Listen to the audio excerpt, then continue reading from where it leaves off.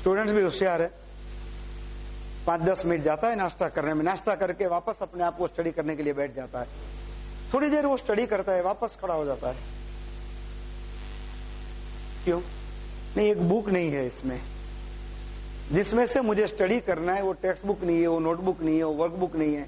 इधर उधर ढूंढना पड़ता है, कपबोर्ड में, ड्रॉवर में, स्कूल बैग में, कहीं ना कहीं बच्चे ढूंढते हैं, खैर मिल जाती है, लकीली मिल जाती है। That is the plus point. जैसे वो मिलते हैं तो होशियार बच्चे हैं आपके, तो अपने आप बैठ जाते हैं वापस स्टडी करने के लिए। फिर थोड़ी देर के बाद वापस खड़े हो जाते हैं, क्या हो गया? पानी पीना पड़ेगा। पानी पी के फिर बैठ जाते हैं, फिर पढ़ते हैं अपने आप, फिर और खड़े होना पड़ता है। अब तो प्रेशर बढ़ गया है भाई, इसे नहीं कंट्रोल कर सकते। तो इन शॉर्ट, जब बच्चे पढ़ने बैठते हैं तब क्या होता है, मुश्किल से वो 1-1.5 घंटा पढ़ाई करने के लिए बैठते हैं, और इस बीच कम से कम ऐसे अलग अलग बहाने से, अलग अलग रीजन से 4-5 बार अपनी सीट से खड़े होते हैं। तो उसमें कंसंट्रेशन कैसे मेंटेन होगा, एकाग्रता कैसे बनी रह सकती है? 5-10 मिनट लगातार कंटिन्यू स्टडी करने से जो एकाग्रता मेंटेन होनी शुरू होती है, उतने में ही वो बच्चा खड़ा हो जाता है, उनका कंसंट्रेशन ब्रेक हो जाता है, टूट जाता है। फिर वापस जैसे बैठ के वो स्टडी शुरू करता है, जैसे कंसंट्रेशन थोड़ा मेंटेन होता है, स्टडी थोड़ी आगे बढ़ती है, कुछ पल्ले पड़ने लगता है, अंदर जाने लगता है, उतनी देर में वापस खड़ा हो जाता है।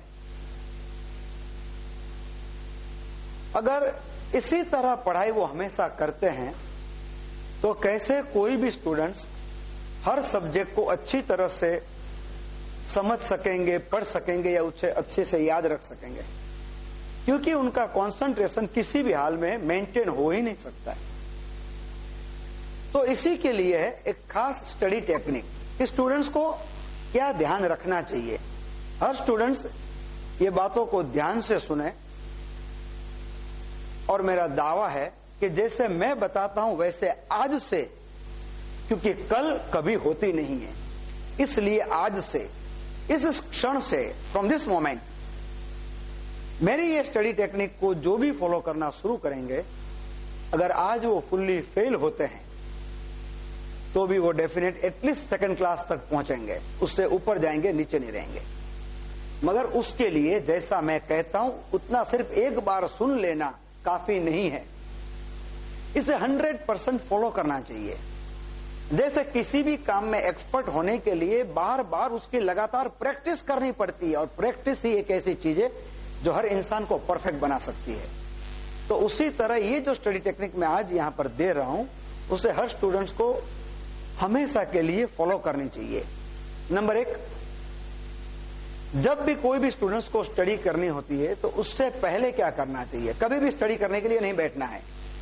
जैसे स्कूल का टाइम टेबल है, वैसे हर स्टूडेंट्स को एक अपना अलग टाइम टेबल घर का प्रिपेयर करना चाहिए।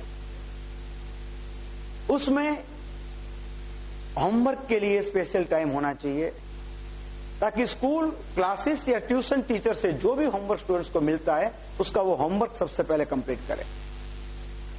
दूसरा, हर सब्जेक्ट का टर्न बाय टर्न रिवीजन करना चाहिए। जो सब्जेक्ट, जो चैप्टर स्कूल में ट्यूशन टीचर ने या क्लासेस में आपके टीचर्स ने आपको जो भी एक्सप्लेन किए हैं, समझाए हैं, उसे घर बैठकर आपको डेफिनेट रिवाइज करना चाहिए उसी दिन।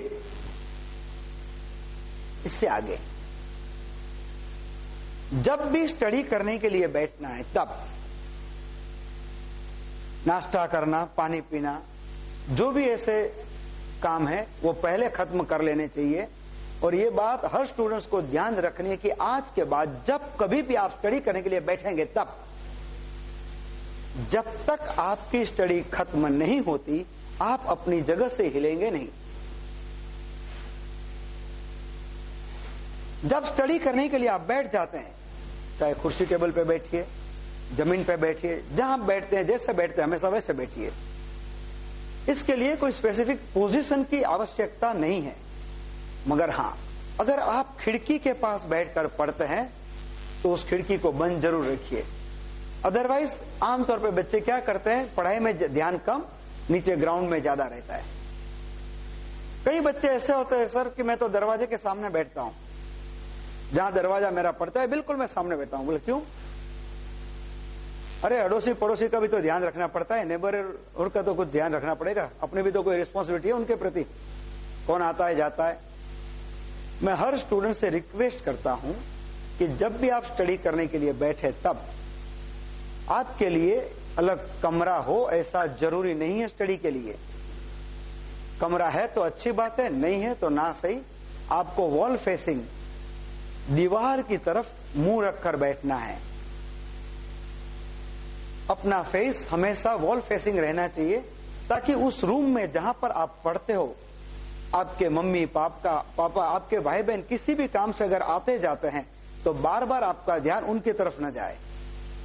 अदरवाइज ये भी होता है कि जैसे स्टूडेंट स्टडी शुरू करता है, कई दफे मम्मी आती है, भाई आता है, बहन आता है, पिताजी आते हैं, वो उनके कुछ काम से आते जाते हैं, उनकी चीज लेकर अपने बाप चले जाते हैं, अपने काम में लगे रहते हैं, मगर स्टूडेंट्स का ध्यान हमेशा उनकी तरफ जाता है और इसी वजह से भी उनका ध्यान भंग होता है, कंसंट्रेशन डिस्टर्ब होता है। इसलिए वॉल फेसिंग बैठना चाहिए। जब स्टडी करने के लिए बैठते हैं तो जिस सब्जेक्ट की स्टडी कर रही है उस सब्जेक्ट की text book, notebook, workbook, guide, अपेक्षित जो भी है स्टडी मटेरियल, वो सब कुछ लेकर बैठना चाहिए, ताकि जब आपको स्टडी करते करते उस बीच लगे कि मुझे इस बुक को रिफर करना है, मुझे मेरी वर्कबुक को रिफर करना है, मुझे ये मेरी पर्टिकुलर नोट्स रिफर करनी है, तो आपको अपनी जगह से खड़े होना ना पड़े। चाहे जरूरत हो या ना हो, जो भी स्टडी मटेरियल उस पर्टिकुलर सब्जेक्ट का आपके पास है, उस स्टडी मटेरियल को कंप्लीट जो है उसे लेकर ही बैठे। जब बैठ जाते हैं तब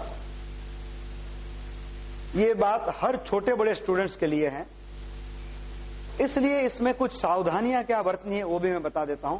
छोटे स्टूडेंट्स के पास भी आज मोबाइल बहुत आम चीज हो गई है। हर स्टूडेंट से मेरी रिक्वेस्ट है कि जब भी आप पढ़ते हैं तो अपना मोबाइल स्विच ऑफ कर दीजिए या साइलेंट मोड पे रख के अपने ड्रॉअर में रख दीजिए, अपनी जेब में या अपने आसपास न रखें, नहीं तो उसके वाइब्रेशन से भी आपका ध्यान अपनी स्टडीज से छूट जाएगा, अपने सेल पे जाएगा, किसका फोन है।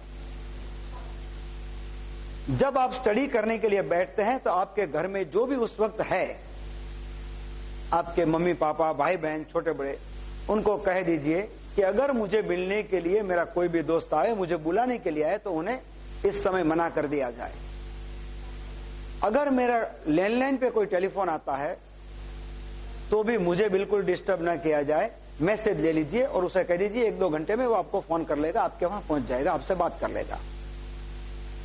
और इन बातों को हर पेरेंट्स को भी ध्यान से फॉलो करनी है, क्योंकि कई दफे ऐसा भी देखा जाता है कि पेरेंट्स को ही बच्चों का काम पड़ता है और वो ही उन्हें बीच में से स्टडी करने से रोक के खड़ा करते हैं, बेटा एक काम करो, नीचे जाके ये लेके आओ, वो करो, फलाना करो, ये मुझे ऊपर से उतारना, नीचे जरा हेल्प करो उसमें उतारने में।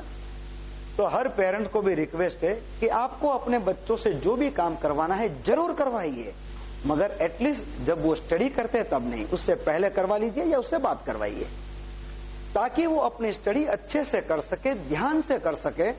और अगर वो ध्यान से स्टडी कर सकेंगे तो ही जो रिजल्ट हर पेरेंट्स चाहता है वो हर स्टूडेंट ला सकता है। इसके बाद जैसे स्टूडेंट सारी किताबें लेकर, स्टडी मटेरियल लेकर स्टडीज के लिए बैठ जाता है, तब उसे क्या करना है? जो बुक पढ़नी है उसे अपने हाथ में रखनी है और आंखें बंद करनी है। वो किताब उसे हाथ में रखनी और आंखें बंद करनी, और आंखें बंद रखकर उसे मन ही मन स्वयं सूचना लेनी है, ऑटो सजेशन लेना है कि अब मैं जो कुछ भी पढ़ूंगा ध्यान से पढ़ूंगा, जो कुछ भी पढ़ूंगा उसे अच्छी तरह समझ सकूंगा, याद रख सकूंगा। इतना काफी है? नहीं। याद क्यों नहीं रहता है? क्योंकि पूरा ध्यान नहीं है, कंसंट्रेशन नहीं है।